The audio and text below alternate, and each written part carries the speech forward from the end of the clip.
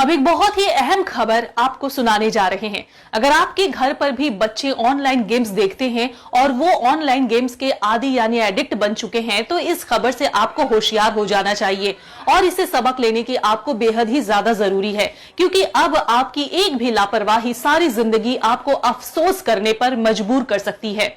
तो जरा ध्यान से सुनिए। तो हम जिस मामले की बात कर रहे हैं, ये महज 2 दिन पहले की ही बात है, जब उत्तर प्रदेश के गाजियाबाद में एक नहीं, 2 नहीं, बल्कि 3 बहनों ने अपनी अपार्टमेंट के 9वें माले से छलांग लगाकर अपनी जान दे दी। देखा जाए तो ये एक सुसाइड या आत्महत्या का मामला है, लेकिन ये तो सिर्फ ऊपरी बात है, बल्कि पर्दे के पीछे की हकीकत ये है कि ये तीनों बच्चियां, जिनकी उम्र महज 16 साल, 14 साल और 12 साल की थी, ये तीनों एक कोरियन ऑनलाइन गेम से बुरी तरह से प्रभावित थी और हमेशा से इसी गेम में पड़ी रहती थी।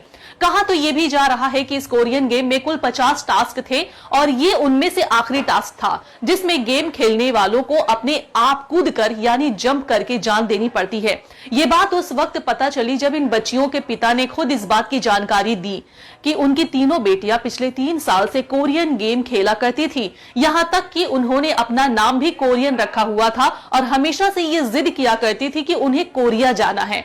इस खबर को अब आप भी अच्छे से जान चुके हैं, सुन चुके हैं, लेकिन इस खबर को अनदेखा बिल्कुल भी करने की गलती मत कीजिएगा। अब इस खबर के बाद सबसे बड़ा सवाल यह है कि क्या हम अब भी वक्त रहते संभलेंगे या नहीं। ये सिर्फ एक परिवार की त्रासदी नहीं थी, बल्कि हर उस घर के लिए चेतावनी है जहां बच्चे घंटों मोबाइल, टैब या लैपटॉप पर ऑनलाइन गेम्स खेल में डूबा रहते हैं। आज ऑनलाइन गेम सिर्फ मनोरंजन नहीं, बल्कि कई बार बच्चों की सोच, भावनाओं और फैसलों पर भी पूरी तरह से हावी हो जाते हैं। मासूम बच्चे ये सही और गलत का फर्क नहीं समझे बिना ऐसे खतरनाक चैलेंज को सच मान लेते हैं, जिनका अंजाम जानलेवा हो सकता है। इसीलिए अब वक्त आ गया है कि हर माता पिता सतर्क हो जाएं।